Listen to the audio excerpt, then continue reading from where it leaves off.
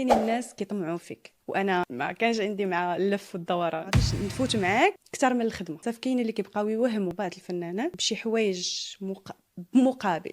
انا دائما عندي القناعه ديال ان الحاجه مكتبه ليا غتجيني حتى لعندي، ما كاينلاش انا ندل راسي على ود شي حاجه اللي يقدر يكون ربي ما مكتبهاش ليا اصلا ولا ما فيهاش الخير. بحال من حاجه تحيدت حيت ما كنتش انسانه خايبه. كاينين للاسف اللي كيتصلوا مثلا بفنانه، غادي نحطوك في هذا الحفل، غادي تكون عندك واحد الحاجه مثلا معينه، عندها واحد المقابل، داك المقابل فهميه انت. كاينه اللي للاسف على حسب ظروفها كتوافق، وكاينه اللي لا. ويا ريت يكون داك الكلام صحيح، راه شي مرات كيكذبوا عليهم وفي الاخر ما كيكون حتى شي حاجه، كتكون وعود مزيفه وكاذبه، كياخذوا حاجتهم وكيمشيو. الحمد لله وشت صغيره، هادشي داخل في الحمايه اكيد اللي صافي ستوب، يعني حطيت واحد لي ليميت.